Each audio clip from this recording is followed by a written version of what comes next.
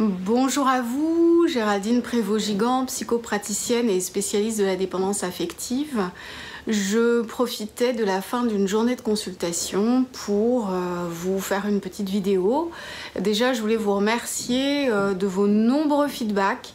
Je sais, parce que vous me le dites et vous me l'écrivez, que mes vidéos vous aident beaucoup, vous apportent du soutien, vous permettent de réfléchir, et pour les personnes qui sont en consultation avec moi ou en groupe, cela vous permet d'avoir un relais entre nos rendez-vous et nos rendez-vous. Voilà. Alors aujourd'hui j'avais envie de faire suite en fait à la vidéo que j'ai enregistrée il y a quelques semaines à propos de la dépendance affective et la psychothérapie. Donc j'ai eu pas mal de retours très positifs à propos de cette vidéo que j'ai enregistrée pour vous, où je soulignais l'importance de l'accompagnement psychothérapeutique pour les dépendants affectifs. J'avais aujourd'hui envie d'aborder la notion d'engagement. Alors, d'engagement en psychothérapie pour les dépendants affectifs, concernant les dépendants affectifs.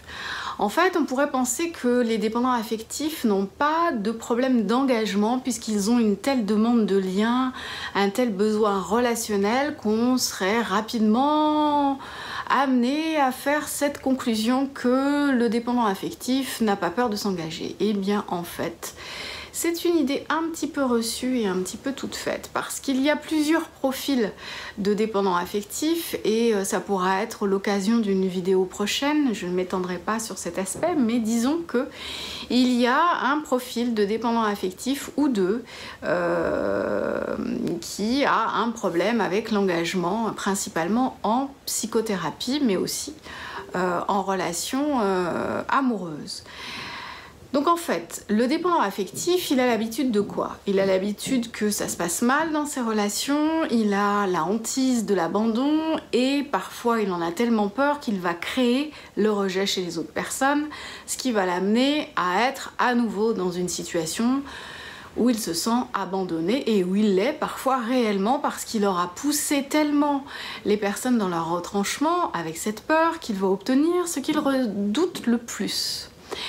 C'est ce qui peut expliquer la peur de l'engagement, c'est-à-dire que si je suis dépendant affectif, je vais avoir peur de m'engager dans une relation parce que d'une part j'ai peur de souffrir, mais surtout j'ai peur que ça finisse, donc autant ne pas rentrer dans cette relation. Concernant l'engagement dans la psychothérapie, ça peut être aussi très compliqué pour certains dépendants affectifs qui sont en fait en mode passif. C'est ok de rechercher chez son thérapeute la mère bienveillante, le père présent, de chercher et de trouver un regard qui a manqué dans notre enfance. C'est ok, mais attention, ce qui va être important, c'est que le thérapeute veille à ce que cela soit réparateur pour son patient, mais qu'à un moment donné, ensemble, ils puissent co-créer une autre forme de relation pour que le dépendant affectif apprenne à vivre ces relations différemment, apprenne à être dans une relation adulte à adulte. Mais ceci ne sera possible que si on a travaillé en amont les blessures de l'enfant, que si on a travaillé ensemble certaines situations, que si le patient prend conscience de ce qu'il met en place avec son thérapeute et ce qu'il met en place aussi dans sa vie de tous les jours. La peur de l'engagement en thérapie pour un dépendant affectif, ça peut être aussi la peur de l'échec parce qu'il y a une telle dévalorisation de soi, il y a un tel non-amour de soi qu'il y a la peur que ça ne marche pas. Parce que dans cette dévalorisation de soi, bien entendu, le dépendant affectif va se dire qu'il est le cas désespéré, que le thérapeute ne pourra pas aider. De tous, il va être celui pour qui on ne peut rien. Et c'est une croyance particulièrement limitante et particulièrement handicapante dans le processus de thérapie. Donc, si je résume, il y a celui qui est dans une telle dévalorisation de lui-même qu'il est persuadé que ça ne marchera pas. Il y a celui qui est tellement persuadé qu'il va être abandonné qu'il n'entre même pas dans la relation.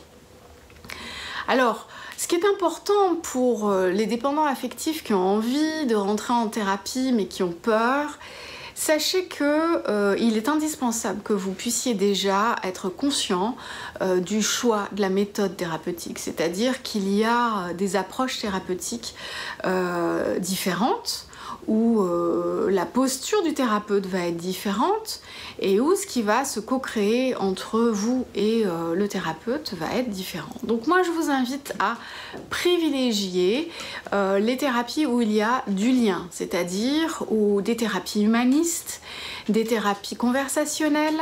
Ce n'est pas une conversation de salon, mais c'est un échange puisqu'on co-crée ensemble. Voilà, moi, le travail que je propose repose sur une approche humaniste.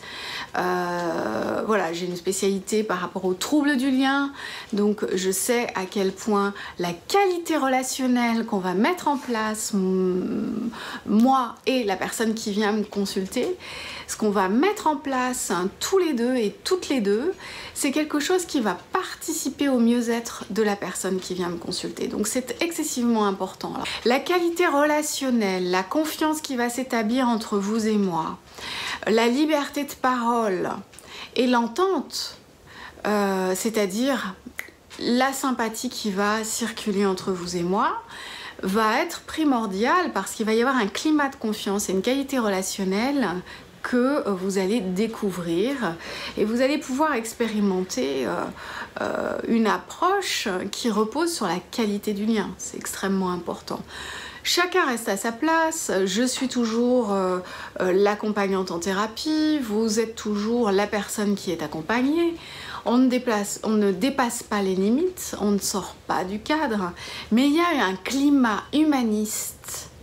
Il y a un réel accompagnement de votre personne. Il y a une réelle considération de qui vous êtes, de votre personnalité, de votre histoire. Et mon analyse, mes interprétations, mes invitations à certains exercices, mes éclairages sur certains de vos comportements et mes invitations à des changements de comportement, notre exploration ensemble de votre histoire passée et les liens qu'on va pouvoir mettre en place, tout ça, cette danse à deux va vous permettre petit à petit de vous sentir non plus victime de votre situation, mais acteur de votre vie. Et ça, c'est vraiment, moi, mon moteur dans l'accompagnement, c'est-à-dire que je réponds aux besoins de la personne, je l'accompagne dans ce processus que je connais bien et je l'amène petit à petit à devenir acteur, actrice de sa vie autonome et à trouver un équilibre relationnel. Donc voilà tout l'intérêt, cher dépendant affectif, à consulter, pas n'importe quelle orientation thérapeutique. C'est important, encore une fois, je le souligne, de ne pas avoir peur de vous engager et de vous engager avec quelqu'un avec qui vous vous sentez bien. Alors moi-même, je n'accompagne pas toutes les personnes, c'est-à-dire que comme dans la vie, il y a des gens avec qui ça fit et des gens avec qui ça fit pas. Il y a des gens avec qui il y a quelque chose qui se passe de super et il y a des personnes avec qui, voilà, on n'est pas fait pour s'entendre. Donc il faut savoir l'un et l'autre le reconnaître et il faut aussi savoir l'un et l'autre reconnaître quand ça se passe bien et prendre conscience que c'est une chance inouïe que de pouvoir bénéficier de ce climat relationnel qui va nous permettre de faire tout un travail qui va vous mener vers l'autonomie.